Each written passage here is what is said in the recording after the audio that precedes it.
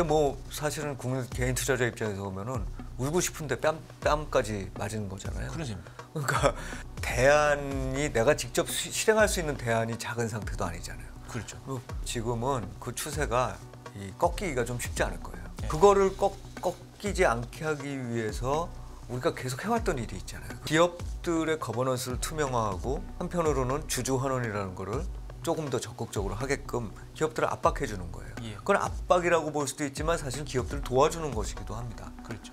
그런데 그 문제 중에 상당 부분이 자본시장법의 개정이나 또는 상법의 개정을 통해서 이루어질 수밖에 없고. 예. 시청자 여러분 안녕하십니까. 굿모닝 인포맥스 경제연풍 시작합니다.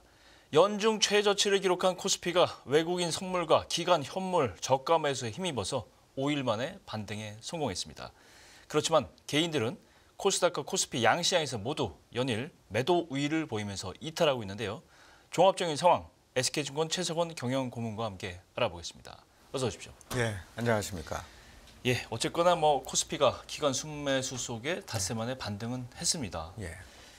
어제 코스피가 57포인트 2.4% 상승해서 2,417로 장을 마감했는데요. 기관이 한 4,700억 원 순매수했지만 개인과 외국인은 계속 매도 우위를 보였다. 이렇게 정리할 수 있습니다.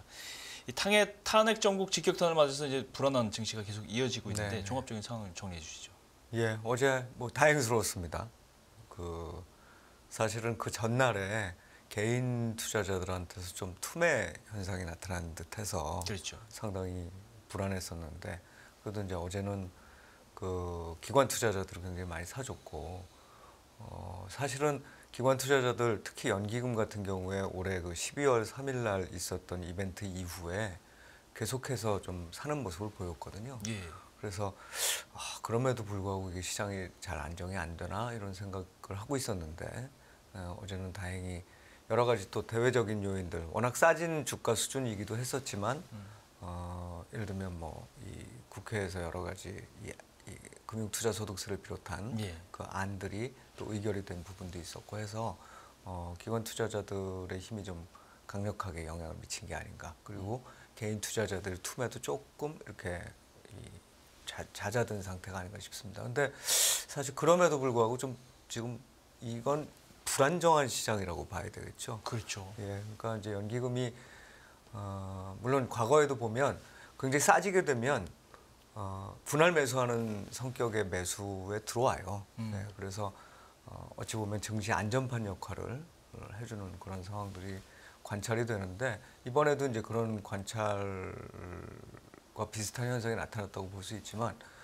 이게 정치적인 어떤 불안정성이라든지 불확실성이죠. 그게 장기화되면 될수록 사실은 기관 투자자들이 또 연기금이 살 수 있는 데에도 한계가 있다. 예를 들면 본인들은 본인들 나름대로 장기 자산 전략 배분, 그러니까 자산 배분 전략 그리고 거기에서 이제 한도 내에서 움직이는 걸 텐데 이게 물론 정부와의 교감으로 그런 것들이 좀 더 조정될 수 있는 여지는 있지만 그럼에도 불구하고 뭐 한도 끝도 없이 그럴 수는 없는 일이고. 그렇죠. 또 이게 지금 아직까지 뭐가 이렇게 리더십 공백 상황이라는 게 딱 결정이 뭔가 돼서 이 앞에 우리가 뚜렷한 로드맵을 볼 수 있는 상황이 아니잖아요. 예. 여기는 굉장히 많은 이 변수들이 존재하기 때문에 그런 변수들이 나타날 때마다 개인들이 또다시 실망해서 매물을 내놓고 하는 현상이 반복될 수도 있다. 그래서 사실 지금은 그나마 어제는 다행이었으나 아직은 굉장히 극도로 불안정한 시장이다. 이렇게 보는 게 맞을 것 같습니다. 그렇죠. 주식도 주식이지만 환율이 좀 진정이 돼서 그나마 좀 한숨을 돌리게 됐는데 네네. 어제 달러원 정규장 종가가 1,420원대를 기록했어요. 네. 이게 지난 3일 밤이죠. 비상기업 사태가 발생한 이후 처음으로 이제 하락 전환해서 정규장 마감을 한 겁니다. 네. 10원 내렸던 1,426원 마감가인데 이 수준에서도 좀 환율 상단이 좀 막혔으면 좋겠는데.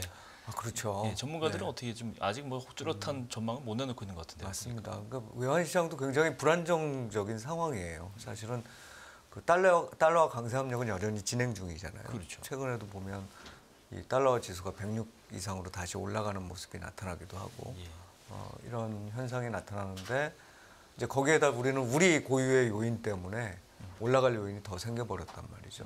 근데 그런 것까지 다 감안을 하면 사실 최근에 그 수치적으로 1,430원 뭐 이게 20원, 30원이 좀 부담스럽다고 느껴지긴 하지만 예. 굉장히 많이 오른 건 아니에요. 왜냐하면 예. 사태가 벌어지기 이전에도 이미 1,400원 거의 근처까지 올라가 그렇죠. 있던 상황이었거든요.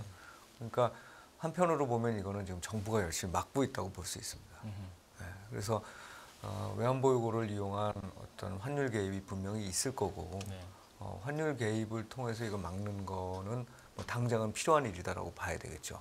환율이 한참 올라가면서 나타나는 그 밖에 여러 가지 파급 효과들을 감수하는 것보다는 지금 현재 상황에서 환율을 유지시키면서 시간을 버는 것이 더 나은 선택일 테니까 당연히 그럴 텐데 네.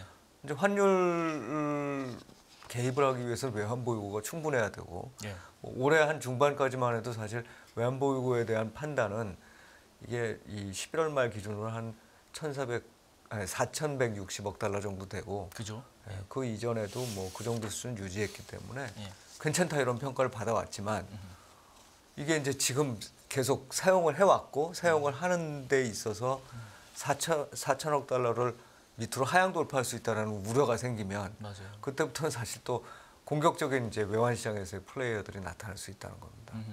그러니까 뭐 주식시장도 마찬가지지만 이 사실 로드맵이라는 게 정확하게 빨리 우리가 이제 투자자들이 안심할 수 있을 정도로 좀 생기는 이런 과정들이 나타나지 않으면 환율 쪽에서도 사실 이거 더 이상은 계속적으로 방어하기에 좀 힘들 수도 있겠다. 뭐 이런 생각이 들고 한편으로는 이럴 때 사실 국민연금과의 통화 스와프 이외에 네. 미국하고 일본하고의 통화 스와프가 필요한데 네. 이게 사실 이제 만기가 돼가지고서 이미 적이 된 그렇죠. 상황이에요. 그래서 그럼 이제 새롭게 논의를 해서 가야 되는데 미국도 지금 대선 이후에 어찌 보면 권력의 공백기가 일정 부분 있는 거고 어수선한 상황이죠. 그렇죠. 우리나라 같은 경우는 지금 아주 정확하게 권력 공백기인 거잖아요. 그러니까 그 리더십 공백기라고 볼 수 있는데 예. 이 과정에서 그럼 그런 일들이 좀 부드럽고 빨리 이렇게 이루어져야 되는데 뭐 당연히 그럴 거라고는 봅니다만 거기에 대한 불확실성이나 불안감들도 투자자들은 갖고 있겠죠. 그러다 맞습니다. 보니 환율이 굉장히 변동성이 큰 그래서 아래로는 뭐 1,400원 이하로 빠른 어떤 과정들이 진행되면서 내려갈 수도 있지만 위로 튈 때는 이게 1,500원 근처까지 다시 오를 수도 있는 이런 상황에 놓여 있다고 봐요. 네. 그래서 지금 뭐 다행스럽게도 어제 조금 안정이 되는 모습이 나타나지만 오늘 아침만 해더라도 또 오르고 있거든요. 그 야간 시장에서 올랐죠. 그렇습니다. 그래서 이제 그런 부분들이 안정될 때까지는 시간이 많이 필요하겠다 이렇게 생각이 듭니다. 그렇죠. 앞으로 이제 재정 정책이 앞으로도 뭐 확대 정책으로 가는 방향이 이제 거의 돌아설 것이다. 이렇게 이제 채권 시장으로 보면 이게 우려 상황이잖아요. 네네. 근데도 그나마 채권 시장은 뭐 크게는 흔들리지 않고 있어요. 다행히. 네네. 뭐 추경 논의가 본격화하려면 시간이 걸릴 것이라는 판단도 있는 것으로 풀이가 되는데 탄핵 정국에서도 채권 시장에 뭐 그나마 안정되는 상황, 이 상황도 굉장히 우리가 좀 지켜봐야 될 부분인 것 같습니다. 네, 맞습니다. 사실은 이게 이제 여러 가지 변수들이 굉장히 혼란스러운 모습을 보이는데 채권 시장은 좀 안정된 상황이란 말이죠. 이건 이제 다행인 거고 우리가 선진국에 거의 가깝기 때문에 그리고 지난번에 우리 WGBI에 네. 편입됐잖아요. 예. 그러면서 우리나라 채권 시장에 대한 기본적인 인식은 선진국 시장이고 선진국 시장과 신흥국 시장의 차이는 갚을 수 있는 능력에 그렇죠. 대한 신뢰도 문제인데 예. 그 신뢰도가 살아있다는 점을 의미하겠죠. 이제 거기에 또 다른 한편으로는 정부가 굉장히 빨리 움직였어요. 네. 특히 이제 한국은행 쪽에서 이번 사태가 있고 난 다음에 바로 무제한 유동성 공급. 네. 그래서 지금도 계속 지금 RP 매입을 통해 가지고 유동성 공급 중이거든요. 예. 그리고 채권 안정 펀드, 채권 안정 기금이죠. 그거를 활용을 하겠다는 얘기도 빠르게 진행을 해서 거의 뭐 시장 입장으로 보면은 이 추경이 됐든 뭐가 됐든 이 재정 적자 때문에 뭔가 이 채권 발행이 늘어날 거는 이제 저 뒤에 문제로 이제 갈 수 있는 이런 상황이 돼버렸다고 볼 수 있습니다. 그런데 사실은 이것도 위험이 있어요. 예를 들어서 유동성을 지금 2월 28일까지는 무제한적으로 이제 공급을 하려는 의도가 있는 것 같아요. 그런데 굉장히 이게 길어지게 되면서 유동성 공급 물량이 늘어나거나 또는 이 와중에 요 혼란스러운 와중에 유동성 공급이 너무 늘어나게 되면 이게 또 경제에 미칠 영향이 있거든요. 그렇죠. 네. 그러니까 뭐 어떤 분들은 그래서 한국은행이나 뭐 정부나 지금 자기들의 어떤 입지 때문에 이 약간 경제에는 독이 될 만한 정책들을 시행하고 있다고 주장하시는 분들도 계신데 저는 사실 그렇게는 안 봅니다. 왜냐하면 이게 앞에 있는 그 괴물이라고 그럴까요? 이런 혼란을 우리가 냅두게 되면 그 다음번에는 이게 막을 수가 없거든요. 같은 그렇죠. 비용으로. 그래서 이제 당연한 수순을 밟고 있는 건데 그럼에도 불구하고 당연한 수순이라고 할지언정 이 저기는 나타날 수 있다. 그 부작용은 나타날 수 있다. 그렇죠. 그래서 이 부분과 관련해서 채권 시장이 장기적으로도 계속 안정세를 유지하려면 유동성을 풀어주는 것 못지않게 유동성을 흡수할 때 어떤 방식으로 질서 있게 체계적으로 할 거냐에 대한 시그널이 같이 나와줘야 된다. 그래야 이게 투자자들이 처음에는 이거 뭐 안정감을 갖고 있다가 이러다가는 이거 나중에 큰 문제 발생하겠는데 하는 생각을 잠재워가면서 정책을 수행할 수 있다고 봅니다. 그래서 채권 시장은 상대적으로 안정돼 있다. 하지만 장기적인 부작용이 나타날 수 있는 방식이 작동되고 있기 때문에 그 부분을 조금 빨리 이것도 이제 정부가 또는 한국은행이 나서서 마련해줘야 된다. 대책을 이렇게 생각하고 있습니다. 그렇군요. 어제 그래도 뭐 호재 중에 하나였는데 국회가 이제 본회의를 통해서 네. 조금 아까 말씀해 금투세 폐지, 네. 그다음에 가상자산 과세 2년 유예안 이건 뭐 통과를 시켰어요 일단. 네. 내용을 보면 뭐 알겠지만은 이게 시장 안정을 위해서는 그나마 뭐 어쩔 수 없이 이렇게 했겠지만 네. 다행입니다. 네. 근데 이제 문제는 내년 예산안이 이제 감축 예산안이 통과가 돼 버렸어요. 네, 네. 이제 4조 1,000억 원 국회 본회의에서 이제 감액안이 통과돼 버린 건데 이 부분은 어떻게 봐야 될까요? 네. 일단 뭐 금투세라든지 뭐 이런 부분들이 시장이 원하는 대로죠, 사실은. 네. 그러니까 이제 투자자 입장에서 보면 개인 투자자 입장에서 보면은 세후 수익률이 중요한 거니까. 그렇죠. 예, 당연히 이제 그런 부분에 있어서 불확실성을 해소했다는 점은 뭐 괜찮은데 사실은 이거를 좀 약간 깎아먹은 거는 또 상속세라든지 또 IS에 대한 어떤 세제 혜택이나 뭐 이런 부분들은 또 통과가 안 됐단 말이에요. 그렇죠, 그렇죠. 그래서 약간 상충되는 부분들이 있었다. 이제 그럼에도 불구하고 전체적으로 보면 뭐 괜찮았다 볼 수 있는데 예산과 관련된 문제는 이게 자꾸 정치적인 싸움들이 개입이 되는 것 같아요. 그러니까 그렇죠. 예를 들면 이번에도 보면 예산의 핵심은 그 대통령실을 비롯해서 이제 예비비로 사용할 수 있는 부분을 감액을 해버린 거고, 예. 그리고 또 우리 야당 입장에서는 민생 관련된 거를 더 늘려야 된다는 이런 어떤 안을 갖고 오면 같이 협의를 하겠다고 했는데 이게 예비비는 오히려 이제 다시 좀 복원시키고 이 민생을 위한 예산 증액에는 사실 좀 보수적으로 접근하는 그러면서 사실상 이게 빠르게 결정을 해야 되겠다는 건 다 아는데 서로 정치적인 이해 때문에 이게 그냥 원래 감액된 상태로 갔단 말이에요. 근데 원래 우리가 그 지난번 원래 정부의 예산안 자체가 이게 3.5%대 내외 정도의 상승률이었거든요. 작년에 비해서. 근데 우리가 명목 성장률이 사실 그거보다 높잖아요. 그렇죠. 물가하고 네네. 실질 성장 합치면. 그러니까 이 정부 쪽에서 지원, 그러니까 이 기여도가 성장 기여도가 크게 높지 않은 예산이었는데 거기서 더 줄여버렸기 때문에 그런 부분들이 이제 더 떨어질 수밖에 없는 상황이 돼버린 겁니다. 네. 뭐 아주 당연하게도 내년도에 지금 전망은 경제 전망은 떨어지고 있기 때문에 추경은 불가피할 것 같아요. 근데 이 역시도 이제 추경을 실질적으로 리더십 공백 상태가 지난 이후에 새롭게 리더십을 갖는 쪽에서 이게 이제 우리의 어떤 이 실적으로 하기 위해서 지금은 오히려 어려운 걸 방치하지 않느냐라는 물론 그렇게까지 나쁘게 생각하면 안 되겠지만 그런 식의 정치적 이해관계들이 지금 있는 것 같아서 좀 어찌 보면 실망스러운데 어쨌든 과정은 감액해서 결정을 했으니 내년도 추경은 불가피해 보이고 궁극적으로 전체적인 예산은 그러면서 더 늘어날 가능성이 높아진 이런 상황이라고 봐야 되겠습니다. 그렇죠. 예. 일단 뭐 국회가 이제 대통령 탄핵을 두고 이제 극한 대립에 들어간 상태인데 경제 전반에는 이제 비상등이 켜질 수밖에 없고 그러다 보니까 일단 뭐 경제부총리를 중심으로 해서 F4 경제 수장들이 발빠르게 대응하고 있어서 다행이긴 합니다. 근데 뭐 그래도 불구하고 솔직히 말해서 쉽지 않은 상황은 계속되고 있는데 예, 예. 앞으로 나올 수 있는 정부의 대응 방안들 이런 것들을 좀 예상을 해볼 수 있을까요? 어떤 점을 네. 좀 기대해 볼 수 있을까 이런 점에서. 일단 뭐 제일 좋은 건 리더십 공백이 짧아지는 거죠. 정치적인 불확실성이 좀 해소가 되는 네, 게 그게 이제 근본적인 일단 얘기죠. 근본적인 얘기인 거고 이제 짧아질 가능성이 없다고 보면 그 중간 과정에 있는 기간 동안에 과연 뭐 우리나라처럼 대통령제인 나라에서는 한 사람한테 권력이 좀 집중돼 있었지만 네. 어쨌든 이제 그 중간 과정에서는 집단적인 리더십이 발휘될 수밖에 없는 상황이고 이 집단적인 리더십 발휘를 통해서 여러 가지 대책들이 대통령제가 유지되는 것에 준하게 작동을 해야 된다는 얘기가 되겠습니다.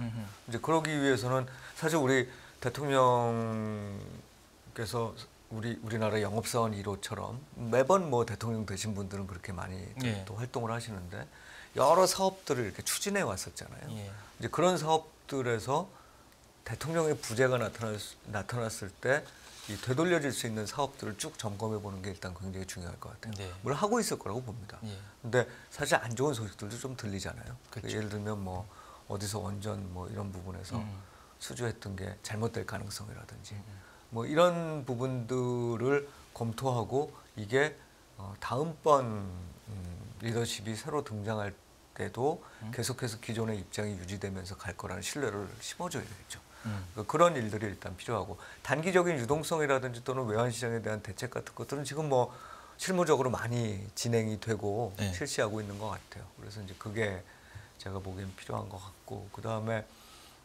일단은 협조가 굉장히 중요하다고 봅니다. 그래서 이번에는 정치적인 이유 때문에 예산안과 관련돼서 사실은 좀 실망스러운 결과들이 지금 나타나고 협의에 있어서의 어떤 매끄러움이 발견되지 않았는데 네. 협의상 매끄러움을 보여줘야 되겠죠. 그래서 지금 필요한 우선순위들이 정해지고 그것들이 순차적으로 진행된다는 얘기를 우리가 믿을 수 있어야 될 거예요.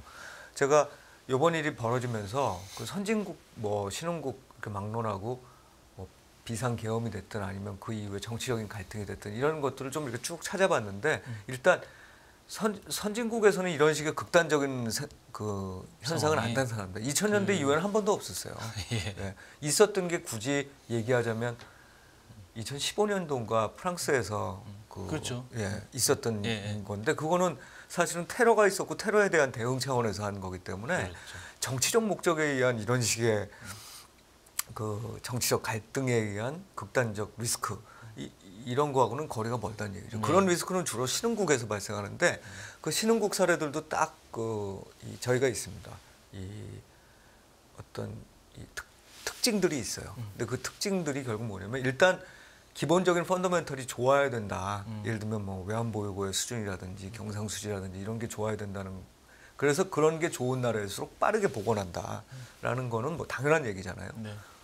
근데 우리나라는 거기에는 어느 정도 만족한다고 아직까지는 보여지고. 근데 중요한 거는 그 중간 과정이 길어지고 중간 과정에서 뭔가 리더십이 잘 작동이 돼야 또 더 빠르게 복원된다. 이런 현상도 나타난다는 그렇죠. 거죠. 그러니까 그 과정이 지금 우리한테는 굉장히 중요하고 이제 거기에 더 덧붙이자면 새롭게 리더십을 갖게 될 쪽이 어느 쪽인지 저는 모르겠습니다만 리더십을 갖게 될 쪽에서 지금 우리나라가 사실 여러 가지 어려움을 겪고 있었는데 그런 거를 타개할 만한 단기적인 어떤 경제 정책과 장기적인 구조 개혁의 비전을 보여줘야 되는. 그래서 당장의 정책 그리고 비전을 보여주는 것 이런 것들이 복합적으로 그 기간 동안에 좀 쉽지 않겠지만 마련이 돼야 됩니다. 그냥 단기 대응에만 나서서는 투자자들의 신뢰를 완전히 회복하기는 어려울 거다 이렇게 생각이 들거든요. 그렇죠. 네. 이런 와중에 이제 국내 투자자들은 예전 같으면 뭐 저점을 탐색한다든가 국내 시장에서 어떻게 해결해 보려는 움직임이 강했다고 하면 이제는 국내 시장을 뭐 안 된다 싶으면 미국장으로 가버려요. 네네. 이게 문제입니다. 네 맞습니다. 국내 투자 통계가 확실히 나타나는데요. 국내 증시 거래대금이 지난해 말에는 17조 9천억 원인데 이번 주 월요일 기준으로 보면 16조 5천억 원. 네네. 확 줄었어요. 네. 반대로 이제 한국 투자자들의 미국 주식 보관 금액을 봤더니 지난 6일 기준으로 1,121억 달러. 네. 이게 지난해 말과 비교해 보니까 65%나 급증한 네, 상태입니다. 맞습니다. 그만큼 한국장에서 실망을 느끼고 빠져나와서 미국 투자를 더 활발하게 한다. 네. 이런 건데 이런 추세가 계속 이어지면 국내 유동성 확 떨어지고 증시를 지지할 수 있는 기반들이 좀 취약해지는 거잖아요. 예, 맞습니다. 이게 문제인 것 같은데. 예, 그래서 이게 뭐 사실은 국내 개인 투자자 입장에서 보면은 울고 싶은데 뺨까지 맞은 거잖아요. 그런 셈이죠. 그러니까 울고 싶은데 뺨까지 맞았으니까 이제 도망가야죠. 예. 게다가 예전처럼 대안이 내가 직접 실행할 수 있는 대안이 작은 상태도 아니잖아요. 그렇죠. 아주 쉽게 나갈 수 있다. 피아투는 사면 되잖아요. 맞습니다. 그러니까 결국은 지금은 그 추세가 꺾이기가 좀 쉽지 않을 거예요. 예. 계속 이어질 겁니다. 그런데 그거를 꺾이지 않게 하기 위해서 우리가 계속 해왔던 일이 있잖아요. 그게 예. 뭐냐면 기업들의 거버넌스를 투명화하고 한편으로는 주주 환원이라는 거를 조금 더 적극적으로 하게끔 기업들을 압박해 주는 거예요. 예. 그건 압박이라고 볼 수도 있지만 사실 기업들을 도와주는 것이기도 합니다. 그렇죠. 그런데 그 문제 중에 상당 부분이 자본시장법의 개정이나 또는 상법의 개정을 통해서 이루어질 수밖에 없고 예. 그 부분에서 지금 교착 상태가 장기간 이어지고 있잖아요. 게다가 이런 일이 벌어지면서 안 그래도 내년 성장률이 낮아지는데 성장률이 더 낮아질 수도 있겠다는 우려까지 더해진 상태란 말이죠. 그렇죠. 그러면 적극적인 경제 정책과 그 다음번에 비전이라는 게 빨리 등장해서 뭐 상법 개정을 통한 또는 뭐 자본시장법 개정을 통한 이 기업들의 어떤 행태가 바뀔 수 있는 부분, 그 다음에 성장도 반전을 기록할 수 있는 이 반전을 나타나게 할 수 있는 어떤 정책적인 대안들이 빠르게 지금 마련이 돼야 되는 거예요. 예. 그런 부분들이 없으면 사실 계속 이게 돈이 나가면서 돈이 나가는 것만이 문제가 아니라 돈이 나간다는 얘기는 환율도 계속해서 상승 압박을 받는다는 그렇죠. 얘기고 환율이 상승 압박을 받게 되면은 외국인들조차도 또 비록 우리나라 주식시장이 싸다고 느낌에도 불구하고 들어올 유인들이 줄어든다는 겁니다. 맞습니다. 그래서 이게 일종의 악순환이란 말이에요. 이 악순환 고리를 끊어야 되는데 지금으로서는 막 계속 정치적인 갈등이 이어지면서 이렇게 이어지고 있어서 이 지지부진한 상태에 있어서 굉장히 마음이 아픈데 뭐 그래도 저는 아직 믿는 건 다행스럽게도 우리의 과거 사례를 보면 과거에 그런 어려움들을 겪고 어느 순간에는 좀 다시 살아나는 모습들이 나타나고 그런 가능성을 감안해 보면 지금의 주식시장은 싸다고 우리가 볼 수가 있으니까 네. 기업들이 이 과정을 통해서 심하게 훼손되지 않게끔 지금 보호해 주면서 한편으로는 주주 가치를 극대화시킬 수 있는 방향으로 압박하는 이런 모습들이 나타나야 되겠죠. 이런 모습들이 나타나면 내년도 한 뭐 중반쯤 되면 네. 그럼 우리나라도 어떤 정치적인 갈등도 좀 봉합이 되면서 안정화되는 시점부터는 개인들의 이탈은 지속되겠지만 속도는 좀 그래도 줄지 않을까라는 생각을 갖고 있습니다. 그렇군요. 이제 올해 뭐 아직 뭐 좀 낮긴 했지만 올해 우리 코스피 지수 기준으로 보면은 뭐 초라합니다. 한 10% 정도. 네. 뭐 연중에 이제 오르기도 했었지만 결론적으로는 9% 이상 떨어지는 상태인데 미국 시장이나 이런 데 비할 바가 아니거든요. 연말 연초 마지막으로 짧게 네. 우리 투자자들이 가져야 될 전략 정리를 하신다면요? 지금은 불안정한 시장이에요. 그러니까 주식 비중은 좀 줄여놔야 되고 특히나 글로벌 금리 인하기는 이게 언뜻 생각하기엔 주식 좋아지잖아 이럴 수도 있지만 미국 주식조차도 사실은 불안정한 기간에 가는 겁니다. 금리 인하가 항상 주가를 끌어올리는 요인만 되는 건 아니에요. 왜냐하면 한편으로는 경기가 둔화되고 있다는 걸 의미하기 때문에. 그렇죠. 그래서 투자의 다각화가 필요해요. 전체 포트폴리오 중에 주식 비중이 많은 분들은 사실은 채권으로 좀 돌려놔야 돼요. 금리는 떨어질 거거든요. 네. 그리고 국내 투자자 입장으로 보면은 좀 안타깝지만 아까 또 우리 논의했지만 아직은 우리나라 주식보다는 그래도 미국의 대형주 그리고 특히나 AI와 관련된 이제는 반도체를 넘어서 이제 새롭게 그거를 어댑션하는 거죠. 그런 이제 기업들을 찾아서 장기 투자하는 이런 방식으로 지금 연말 연초를 보내야 된다. 여기서 우리나라 시장이 막 변동성이 커지니까 내가 그 변동성을 다 따라갈 수 있어 해서 저가 매수, 고가 매도할 수 있어라는 믿음을 갖고 단기 트레이딩을 지속하시면 이게 아마 시간이 몇 개월 지난 다음에 상당히 문제가 많은 전략이었구나라는 걸 아마 인지를 하실 가능성이 높다 이렇게 보여집니다. 네. 네, 오늘 SK증권 최석원 고문님과 증시 상황 전망까지 정리를 해봤습니다. 오늘 말씀 고맙습니다. 예, 고맙습니다.